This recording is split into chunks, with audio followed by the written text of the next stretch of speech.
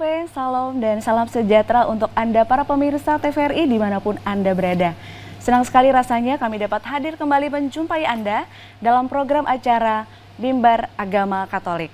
Sebuah program yang akan semakin menambah kecintaan serta wawasan tentang iman kekatolikan kita. Para pemirsa dimanapun Anda berada, apa kabarnya hari ini? Ya, kami berharap semuanya dalam keadaan baik dan tentunya penuh dengan berkat Tuhan.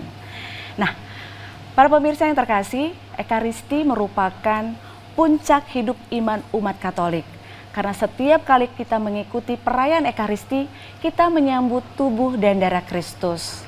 Nah, secara khusus dalam penanggalan liturgi Gereja Katolik, Hari Raya Tubuh dan Darah Kristus ini dirayakan 2 minggu setelah Hari Raya Pentakosta dan 1 minggu setelah Hari Raya Tritunggal Maha Kudus.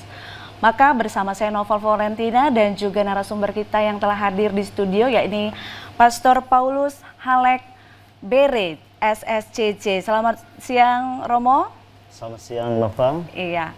Dan kita akan bersama membahas tentang merayakan misteri tubuh dan darah Kristus. Namun sebelum kita berbincang lebih dalam, mari kita dengarkan terlebih dahulu sebuah lagu pujian yang berjudul Kemurahan Tuhan yang akan dibawakan duet oleh Melanie dan Shena dari SD Budi Murni 7. Mari kita saksikan.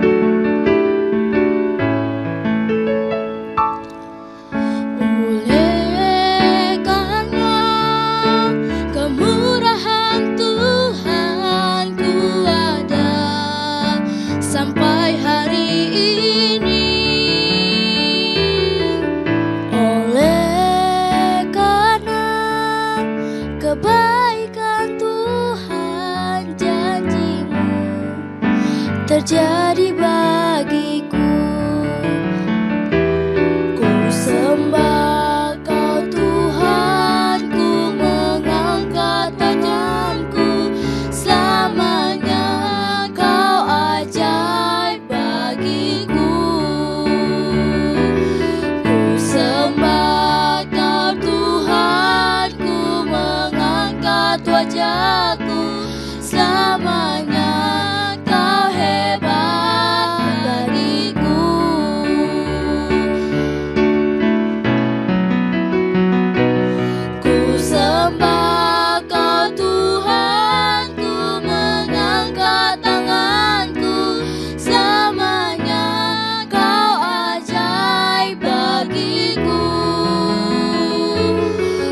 sembah Kau Tuhan, ku mengangkat wajahku, selamanya Kau hebat bagiku,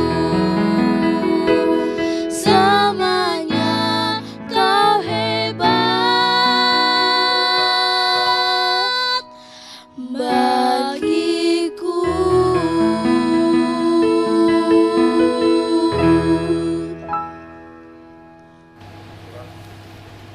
Marilah kita berdoa. Dalam nama Bapa dan Putra dan Roh Kudus. Amin. Allah Bapa Tuhan yang Maha Kuasa, kami bersyukur dan berterima kasih kepadamu karena Engkau telah mengutus Putramu Tuhan kami Yesus Kristus untuk hadir di tengah-tengah kami. Tuhan yang telah mengorbankan dan memberikan dirinya demi keselamatan kami semua. Semoga dengan rahmat pemberian diri dan rahmat kebangkitan Tuhan kami Yesus Kristus, kami senantiasa diberikan jalan keselamatan, jalan kedamaian dan kebahagiaan. Dengan pengantaran Kristus Tuhan kami. Amin. Mari kita bersama-sama mendengarkan firman Tuhan. Tuhan sertamu. Inilah Injil Yesus Kristus menurut Markus. Pada hari pertama hari raya roti tidak beragi, pada waktu orang menyembelih domba Paskah, murid-murid Yesus berkata kepadanya, "Ke tempat mana engkau kehendaki kami pergi untuk mempersiapkan perjamuan Paskah bagimu?" Lalu ia menyuruh 2 orang muridnya dengan pesan, "Pergilah ke kota. Di sana kamu akan bertemu dengan seorang yang membawa berisi air. Ikutlah dia. Dan katakanlah kepada pemilik rumah yang dimasukinya, pesan guru, di manakah ruangan yang disediakan bagiku untuk makan Paskah bersama-sama dengan murid-muridku? Lalu orang itu akan menunjukkan kamu sebuah ruangan atas yang besar, yang sudah lengkap dan tersedia. Disitulah kamu harus mempersiapkan perjamuan Paskah untuk kita." Maka berangkatlah kedua murid itu, dan setibanya di kota, didapatinya mereka semua seperti yang dikatakan Yesus kepada mereka. Lalu mereka mempersiapkan Paskah. Dan ketika Yesus dan murid-muridnya sedang makan, Yesus mengambil roti, mengucap berkat, memecah-mecahkan lalu memberikannya kepada mereka dan berkata, "Ambillah, inilah tubuhku." Sesudah itu ia mengambil cawan, mengucap syukur lalu memberikannya kepada mereka. Dan mereka semua minum dari cawan itu. Dan ia berkata kepada mereka, "Inilah darahku, darah perjanjian yang ditumpahkan bagi banyak orang. Aku berkata kepadamu, sesungguhnya aku tidak akan minum lagi hasil pokok anggur sampai pada hari aku meminumnya, yaitu yang baru dalam kerajaan Allah." Demikianlah sabda Tuhan. Terpujilah Kristus. Para pemirsa yang terkasih, pada siang hari ini tema yang kita bahas adalah tentang merayakan misteri tubuh dan darah Kristus. Bacaan yang baru saja kita dengar diambil dari Injil Markus. Bacaan yang mengisahkan tentang bagaimana Yesus mengadakan perjamuan Paskah bersama para muridnya. Bagi saya ketika merenungkan tentang makna tubuh dan darah Kristus, ini merupakan sebuah perayaan yang sangat penting bagi kita orang beriman. Boleh dikatakan bahwa inilah sebuah perayaan yang menjadi sumber nutrisi pertumbuhan iman kita sebagai pribadi yang beriman kepada Tuhan. Biasanya kalau kita melihat atau kita menemukan seorang anak yang sedang bertumbuh dan berkembang, dan ketika anak itu sungguh pandai, sungguh baik, terkadang komentar singkat, kita akan katakan bahwa anak ini makan apa ya? Apa yang diberikan orang tuanya sehingga dia begitu baik, dia begitu bertumbuh dengan pintar dan bijaksana. Jadi nutrisi yang kita terima secara fisik memberikan bantuan kepada kita untuk bertumbuh. Begitupun pada hari ini, ketika kita merayakan perayaan tubuh dan darah Kristus, ini merupakan sebuah perayaan nutrisi untuk pertumbuhan iman. Dalam bacaan tadi, kita mendengar kisah dari Injil Markus yang menarik bahwa ketika tiba hari raya Paskah orang Yahudi, para murid mulai bertanya kepada Yesus, "Guru, di manakah kami harus mempersiapkan Paskah bagimu?" Jadi perayaan Paskah yang disiapkan bukan sekedar untuk para murid, tapi fokusnya adalah perayaan Paskah bagimu. Ungkapan ini mau menunjukkan bahwa Yesuslah yang menjadi inti, Yesuslah yang menjadi tuan dari perayaan tersebut. Dan dalam bacaan tadi kita juga mendengarkan bahwa Yesus mengungkapkan atau Yesus melakukan suatu hal yang sangat bagus ketika sedang mengadakan perjamuan bersama para murid. Boleh kita bayangkan bahwa suasana makan bersama itu merupakan sebuah kesempatan yang sungguh menyenangkan, kesempatan yang penuh dengan suasana kekeluargaan. Bayangkan saja bahwa saat itu para murid bersama Yesus, mereka sedang menikmati suasana perjamuan yang penuh dengan persaudaraan. Tetapi di tengah suasana tersebut, tiba-tiba Yesus mengatakan bahwa inilah, ambillah roti ini menjadi simbol tubuhku. Dan anggur ini menjadi tanda atau simbol dari darahku. Perjamuan yang awalnya merupakan perjamuan persaudaraan memiliki makna yang lebih mendalam, di mana dalam pesta perjamuan Paskah itu yang menjadi kurban bukan lagi seperti yang dirayakan oleh orang-orang Yahudi, yaitu adalah korban domba, tetapi pada saat itu yang menjadi tuan sekaligus kurban dalam perjamuan itu adalah Yesus sendiri. Yesus sendiri yang mengatakan bahwa inilah tubuhku, inilah darahku. Simbol bahwa Yesus mau mempersembahkan dirinya demi kita semua. Demi siapa saja yang percaya, yang mengikutinya. Kita bisa bayangkan bahwa simbol persaudaraan tadi menjadi sebuah tanda kesatuan antara Yesus dengan para muridnya. Yesus mengatakan bahwa barang siapa makan dagingku dan minum darahku, ia akan hidup untuk selamanya dan memperoleh keselamatan yang kekal. Para pemirsa yang terkasih, bahwa dengan merayakan perayaan tubuh dan darah Kristus itu, kita semua diajak untuk menyatukan diri dengan Yesus. Dan Yesus sendiri yang datang dan tinggal di dalam diri kita. Di saat itulah Yesus menjadi sumber kekuatan yang memberikan pertumbuhan bagi iman kita. Saudara-saudara yang terkasih, Yesus mengatakan bahwa marilah kita senantiasa bersatu dengannya. Sebab Yesus sendiri bersabda, "Akulah jalan, kebenaran, dan hidup." Dengan mengikuti jalan yang ditunjukkan oleh Yesus kepada kita, maka tentu saja kita akan berada dalam kebenaran.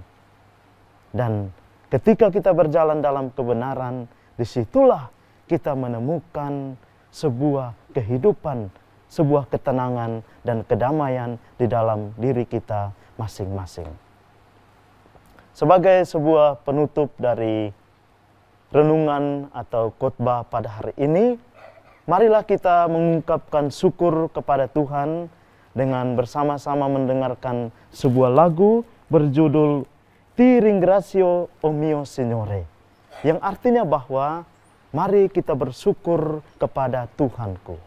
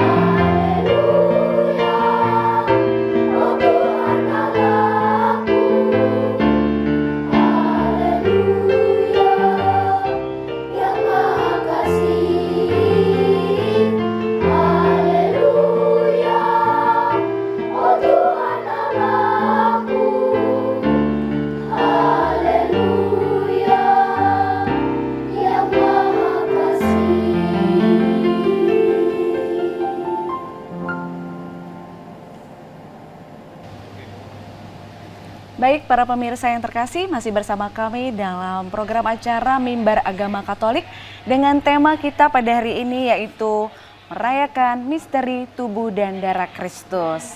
Baik, telah bersama kita Romo Paulus. Halo Romo. Selamat siang. Iya. Ya, Romo ini dari kongregasi SSCC ya Romo ya. Iya, kongregasi SSCC. Iya. Boleh sedikit apa itu SSCC nih Romo? Kongregasi SSCC itu artinya Kongregasi Hati Kudus Yesus dan Hati Tersuci Maria. Oke. Lalu sekarang ini Romo sedang bertugas di mana kira-kira parokinya? Saat ini saya sedang bertugas di Sekolah Tinggi Pastoral Santo Bonaventura, Keuskupan Agung Medan, sebagai dosen kitab suci, dan juga saat ini dipercaya sebagai wakil rektor untuk kampus ini. Wow, luar biasa ya Romo. Baik, terima kasih sudah hadir bersama kita ya Romo. Langsung nih Romo, kalau tadi kita berbicara tentang tubuh dan darah Kristus, langsung kita teringat dengan Ekaristi. Nah, bisa Romo ya memberikan wawasan kembali kepada kita seluruh umat Katolik, apa sebenarnya arti kata Ekaristi dan makna dari Ekaristi itu sendiri Romo? Ya, jadi Ekaristi itu berasal dari kata Eukaristia yang artinya ucapan syukur.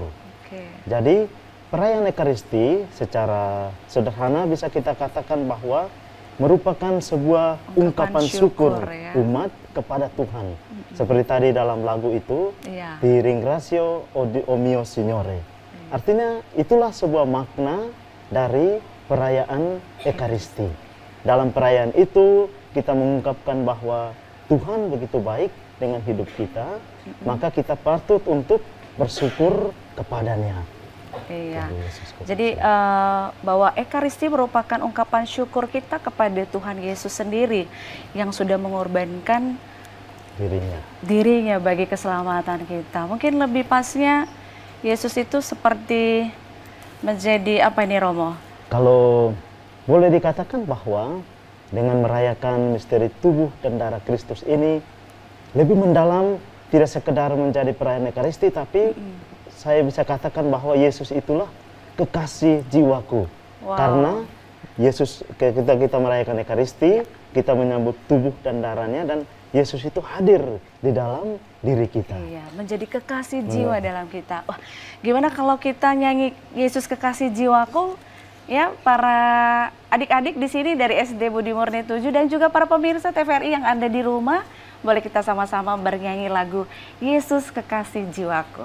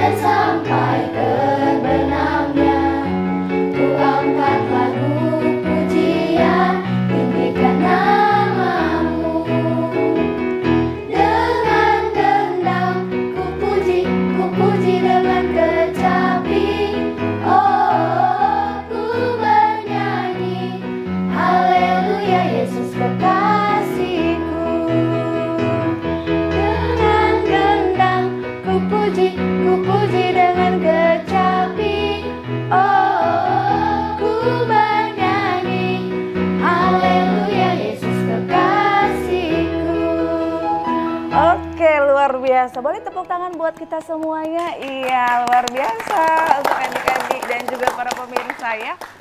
Ya, ini semakin mengantarkan kita ya Romo agar kita semakin mencintai Yesus sebagai kekasih jiwa kita. Dan itu kita bawakan dalam setiap kita mengikuti perayaan Ekaristi. Nah, Romo, saya pernah membaca bahwa ada yang mengatakan bahwa tubuh dan darah Kristus itu menggambarkan keagungan dan keluhuran Ekaristi. Apakah ini benar dan apa ini penjelasannya ini Romo? Mungkin biar saya makin paham ini Romo. Oke, jadi mengapa dikatakan bahwa begitu agung dan mulia perayaan Ekaristi itu? Karena ketika kita merayakan perayaan Ekaristi, kita tidak sekedar mengingat kembali peristiwa perjamuan malam terakhir Yesus bersama para muridnya. Tetapi ketika kita merayakan perayaan Ekaristi, secara iman kita yakin bahwa Yesus sendiri hadir, Yesus sendiri ada bersama dalam perayaan itu. Dan perayaan Ekaristi ini hanya bisa dirayakan oleh imam yang merayakannya. Iya. Maka dalam perayaan itu seorang pastor atau imam berperan, dalam bahasa Latinnya dikatakan in persona Christi. Artinya apa itu, Romo? Artinya imam tersebut melakukan dalam nama Kristus, boleh kasih bahasa sederhananya. In persona Christi tadi Christi, ya. atas nama Kristus begitu. Dan di saat itu seorang imam itu sekaligus menghadirkan Kristus yang dulu kita yakini sebagai Tuhan yang memberikan keselamatan bagi kita. Iya. Dan mengapa dikatakan agung? Karena bisa juga dipahami bahwa perayaan Ekaristi inilah yang menjadi sumber dari seluruh kehidupan kita. Jadi seperti tadi renungan singkat saya tadi, saya katakan bahwa dalam perayaan Ekaristi itu kita memperoleh nutrisi iman. Iya. Jadi kalau nutrisi iman dalam arti bahwa kalau tumbuhan itu bisa bertumbuh karena ada pupuknya, ada air yang disiram. Begitupun dengan iman kita sebagai orang Katolik. Ketika kita mengakui bahwa kita ini adalah orang Katolik, maka salah satu hal yang perlu kita tanamkan dalam hati kita adalah mengikuti perayaan Ekaristi. Karena disitulah kita memperoleh siraman-siraman rohani yang membantu kita untuk bertumbuh. Oke, jadi sangat penting Ekaristi itu bagi pertumbuhan iman umat Katolik ya, Romo ya. Nah, kebetulan ini Hari Raya Tubuh dan Darah Kristus juga banyak digunakan tentunya di paroki-paroki ya untuk komuni pertama ini, Romo. Iya. Nah, dan biasanya anak-anak akan bertanya karena rata-rata yang ikut komuni pertama adik-adik yang masih SD. Siapa di sini yang besok akan menerima komuni pertama pada Hari Raya Tubuh dan Darah Kristus? Wah, sepertinya banyak juga, dan para orang tua juga semangat untuk mendampingi anak-anaknya. Dan mereka biasanya akan bertanya, Romo, mengapa, dan sesuai juga dengan bacaan Injil yang kita bacakan tadi, mengapa Yesus memilih roti dan anggur itu menjadi lambang tubuh dan darahnya gitu, Romo? Oke, jadi kalau ya memang saat ini banyak paroki yang sedang mempersiapkan anak-anak untuk menyambut komuni pertama. Biasanya itu sebuah peristiwa yang sangat boleh dikatakan exciting ya bagi anak-anak, karena ini pertama kali menerima Tuhan di dalam dirinya. Salah satunya saya saat ini tinggal di Paroki Berayan. Jadi besok ada sekitar 30-an anak yang akan menerima komuni pertama. Iya. Di paroki saya juga gitu, di Romo. paroki, ya. Jadi mengapa Yesus memilih roti dan anggur begitu ya? Bukan yang lain. Iya. Kalau hal sederhana, yang pertama karena dari budaya waktu itu ya. Budaya roti dan anggur itu menjadi makanan utama bagi orang-orang Yahudi. Dan juga kalau kita melihat dalam tradisi kitab suci, di kitab Keluaran, ketika orang-orang Israel itu keluar dari Mesir dalam perjalanan di padang gurun menuju tanah terjanji, ketika mereka kelaparan, Tuhan menurunkan mana, roti itu ya. Dan itu pun menjadi simbol yang kedepannya dalam perjalanan Yesus kita jadikan itu sebagai simbol tubuh dan darah Kristus. Dan itu saya pikir lebih pada apa ya, budaya waktu itu. Tetapi yang menjadi persoalan adalah mengapa misalkan ada orang tertentu yang mau lebih kreatif, lebih baik kita ganti saja ya pastor roti dan anggur ini dengan yang lain. Apakah boleh atau tidak? Secara liturgi tidak boleh.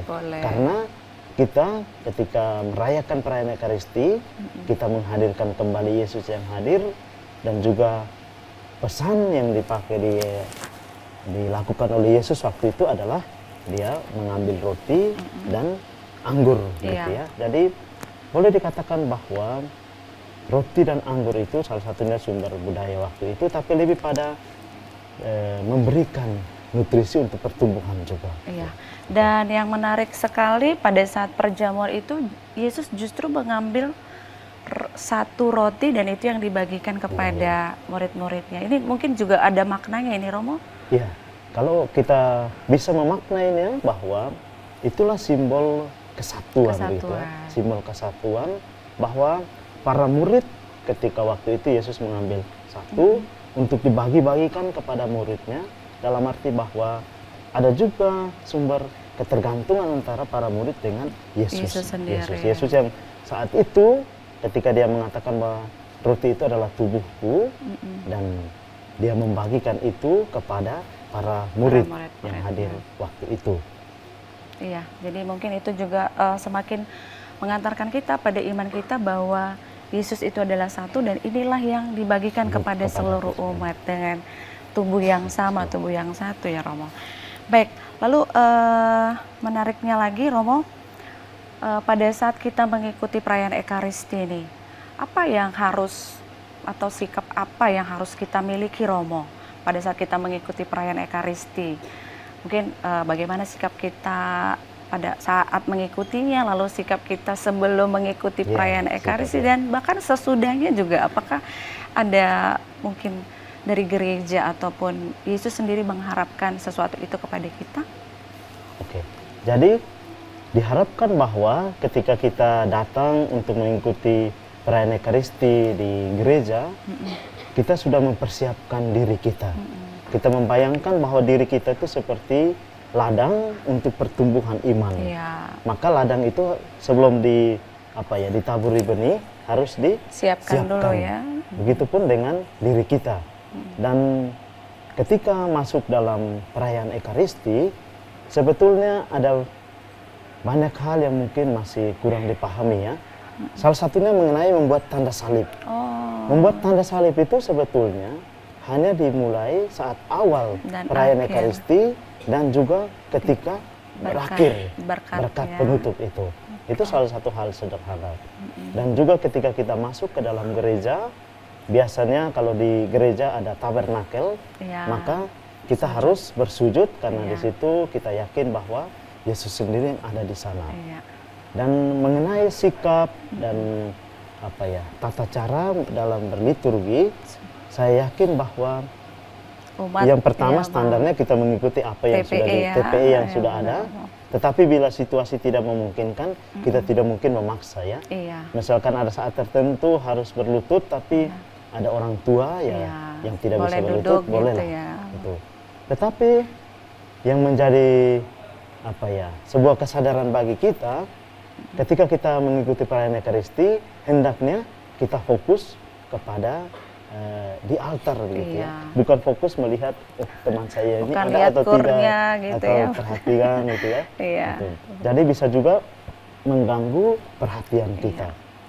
Karena bayangkan bahwa perayaan Ekaristi itu biasanya hanya 1 sampai 1,5 jam lah. Kita hidup 24 jam sehari. Jadi bisa dibayangkan, marilah kita memberikan 1,5 jam itu untuk Tuhan di antara 24 jam yang lain. Jadi sikap dan juga tata cara itu sangat akan mendukung kita dalam memahami makna perayaan tersebut. Iya, baik. Jadi ini semakin mengantarkan kita juga ya Romo bahwa terlebih adik-adik yang besok akan komuni pertama harus semakin mempersiapkan dirinya ketika akan menyambut tubuh dan darah Kristus. Jadi tadi seperti yang Romo sampaikan, jadi tanda salibnya di awal, jangan lupa kalau tadi mau masuk gereja, kita beri hormat kepada tabernakel, bersujud ya adik-adik. Nah, kemudian satu nih Romo, pada saat kita mengikuti perayaan Ekaristi, itu kan awalnya masih dalam rupa roti dan anggur. Lalu akan diubah menjadi tubuh dan darah Kristus. Nah, ini secara katekismus Gereja Katolik ini seperti apa sehingga semakin dipahami oleh anak-anak, karena tentunya anak-anak ya yang akan komuni pertama besok ini masih bingung, ini gimana nih caranya, gimana jalannya begitu. Oke, Romo bisa sederhana secara simpel menyampaikan. Ya, jadi secara sederhana bahwa ketika kita merayakan perayaan Ekaristi, roti dan anggur tadi ada saatnya berubah menjadi tubuh dan darah Kristus dalam peristiwa konsekrasi. Jadi ketika setelah privasi, pastor mendoakan itu, dan istilah dalam bahasa Latinnya dikatakan sebagai transubstansiasi. Jadi artinya bahwa ada perubahan. Jadi yang kita ketika dalam doa konsekrasi, pastor mendoakan, memberkati, itu di saat itulah ada perubahan menjadi tubuh dan darah Kristus. Maka ketika dalam perayaan Ekaristi, bagian setelah persembahan, doa privasi, dan ketika masuk dalam doa syukur agung, itulah yang menjadi sebuah perayaan yang sungguh inti dalam perayaan Ekaristi. Karena di saat itu Tuhan itu hadir di dalam rupa tubuh dan darahnya, darah Kristus itu. Dan itulah yang dibagikan saat komuni gitu ya. Jadi bagi saya melihat bahwa perayaan Ekaristi itu kan ada 4 bagian ya.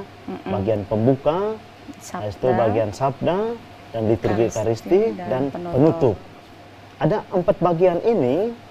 Memang tadi saya katakan bahwa bagian liturgi sabda itu sangat inti, tetapi marilah kita memahami itu sebagai satu kesatuan yang tidak bisa terpisahkan satu sama lain. Jadi kalau hadir di dalam gereja harus mengikuti dari awal sampai akhir ya, sebaiknya. Betul. Jangan saya tepas ini liturgi Ekaristi saja baru saya masuk begitu ya. Betul. Karena di bagian pembuka pun di saat itu kita mempersiapkan diri, kita mohon Tuhan memberikan belas kasih. Apa benar ini ada istilah ketika liturgi sabda itu namanya komuni sabda, lalu ketika Ekaristi itu komuni rohani gitu, Romo? Apa benar itu ada istilah itu? Kalau istilah mengenai komuni sabda nggak ada ya? Komuni sabda tidak ya. Komuni sabda. Misalkan kalau ada perayaan tertentu tanpa pastor, itu kita mengatakan perayaan liturgi sabda saja, karena memang yang tadi berhak untuk mengubah roti dan anggur itu menjadi tubuh dan darah Kristus itu hanya oleh pastor atau imam pun yang sah begitu ya. Dan itu sikap kita begini. Bagaimana itu Romo? Bagaimana sikap liturgi yang benar? Sikap liturgi yang benar saat itu memang secara umum ditetapkan bahwa ketika kita pastor mengangkat hosti atau mengangkat piala, umat sebaiknya menghormat itu ya. Dan dalam budaya Timur kita menghormat sesuatu yang luhur dengan menunduk begitu ya. Dan kalau soal hal-hal seperti itu saya rasa bahwa tergantung juga situasi ya.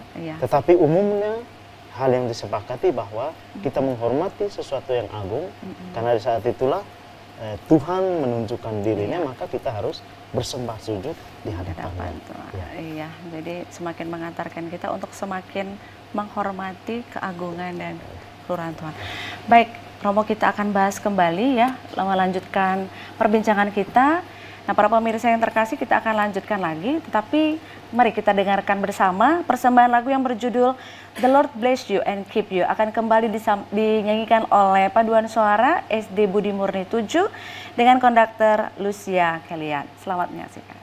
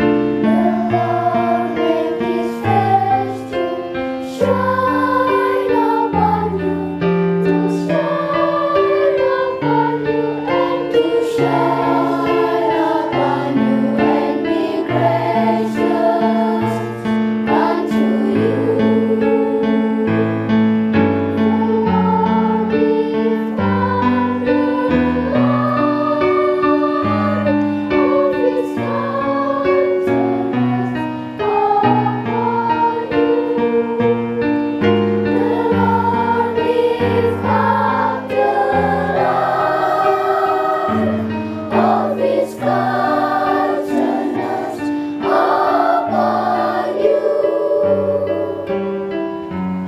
and give you peace, and give you peace, and give you peace, and give you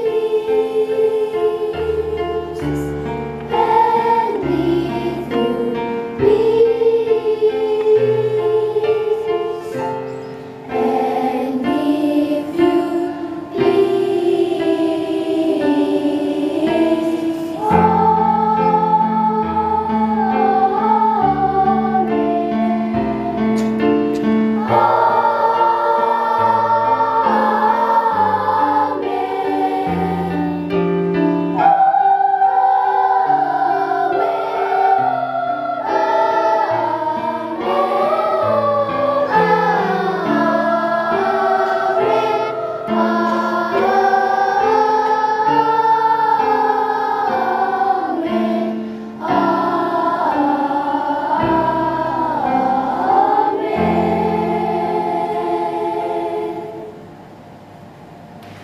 Baik, para pemirsa yang terkasih, kita lanjutkan kembali perbincangan kita pada tema merayakan misteri tubuh dan darah Kristus.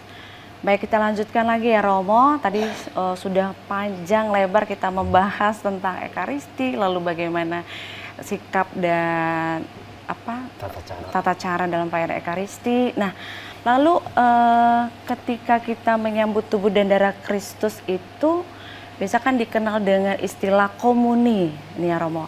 Apa arti dan mengapa disebut komuni ini Romo? Kalau mengapa diberi di istilahnya komuni, tapi saya merasa bahwa karena saat itu kita menyambut tubuh Kristus itu ya, komunio gitu ya, kebersamaan, persekutuan gitu ya Romo, kebersamaan gitu ya. Oke.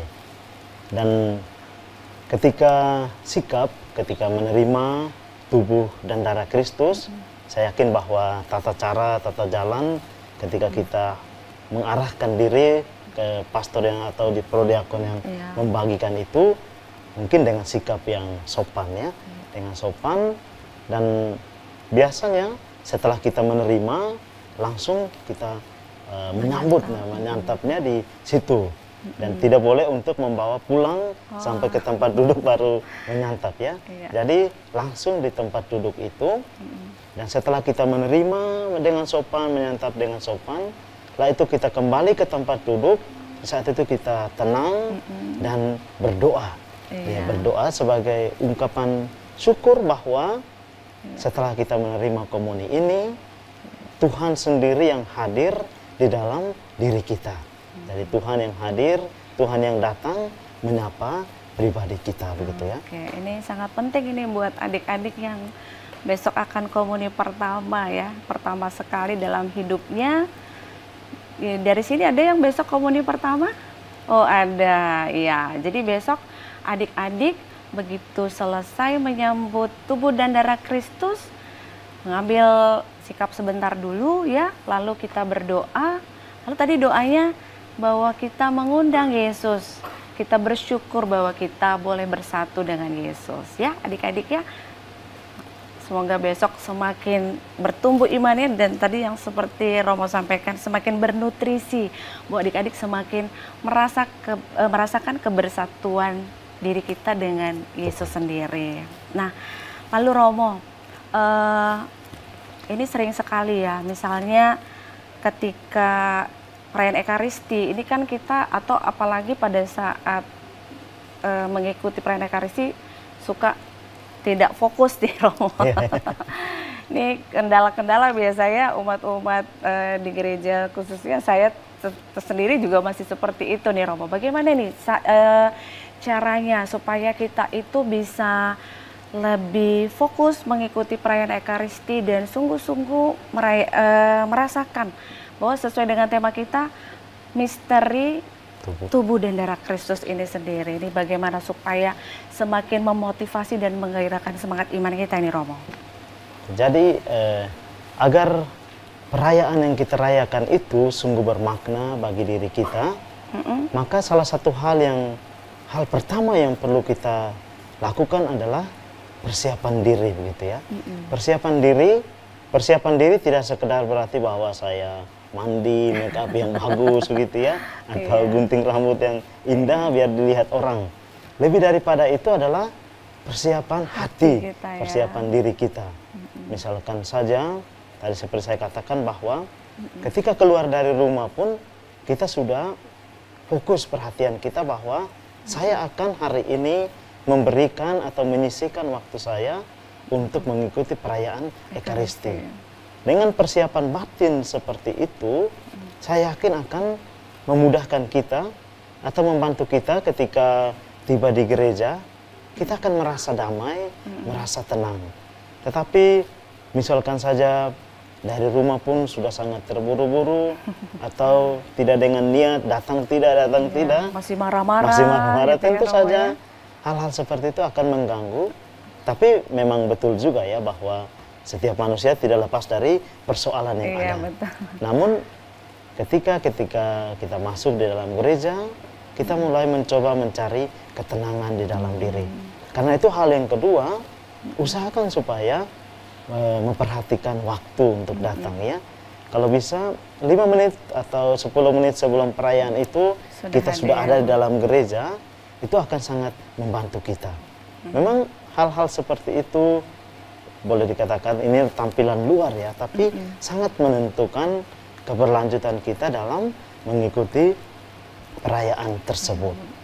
Dan hal yang ketiga, saya berpikir bahwa kita datang untuk mengikuti perayaan itu, yang perlu kita miliki juga adalah memiliki iman.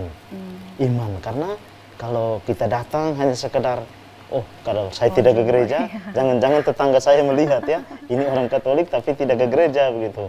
Tapi kalau kita misalkan datang ke gereja karena kesadaran bahwa di sana saya menemukan iman, di sana saya bisa berjumpa dengan teman-teman atau umat yang bisa membantu saya bertumbuh, itu saya rasa lebih bermakna.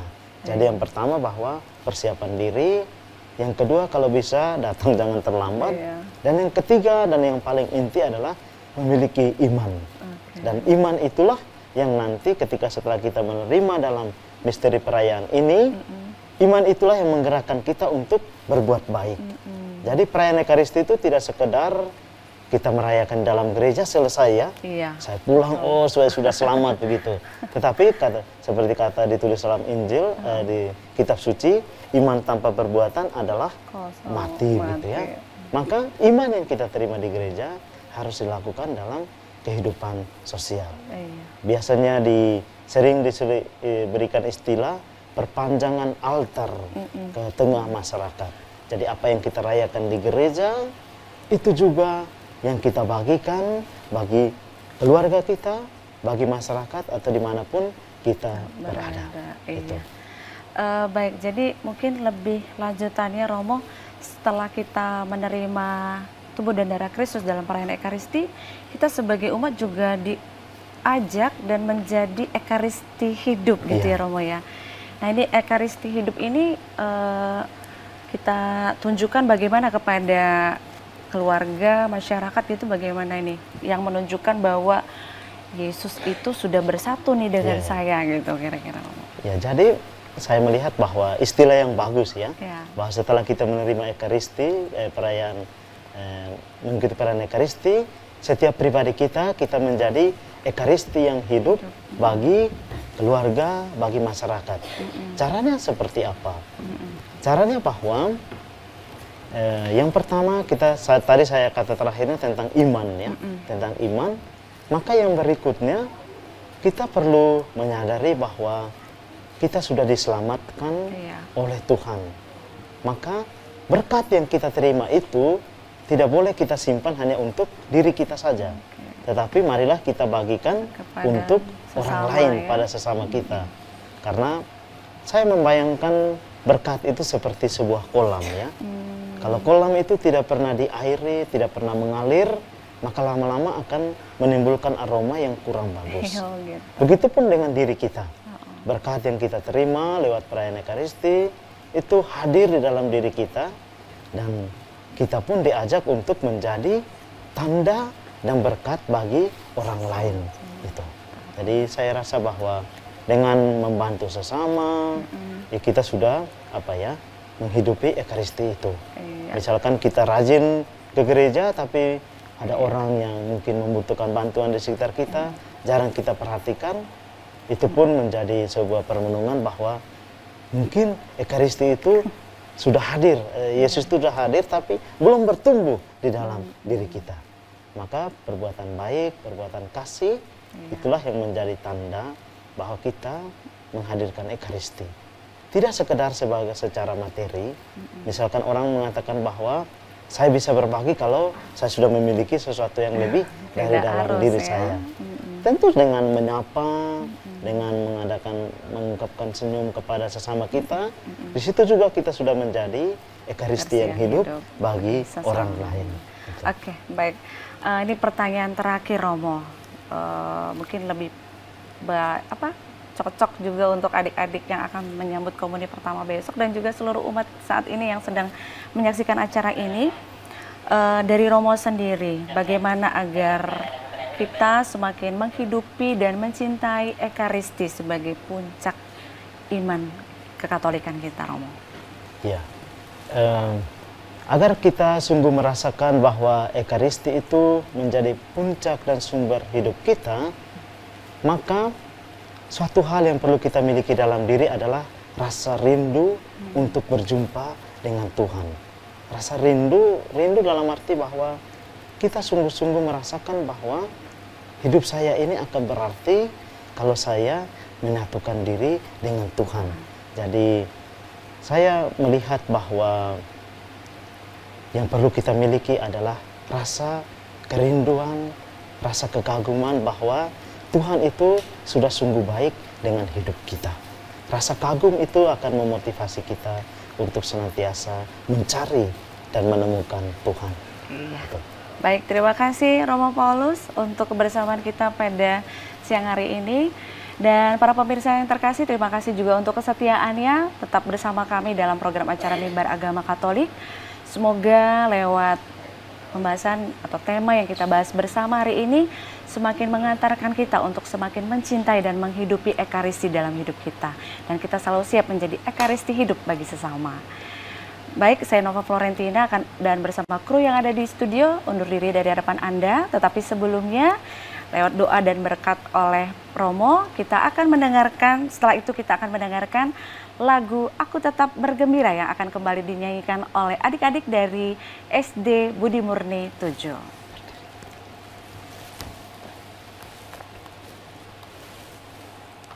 Para pemirsa di mana saja berada, mari kita mengakhiri katekesi iman kita pada hari ini dengan berdoa dan mohon berkat Tuhan.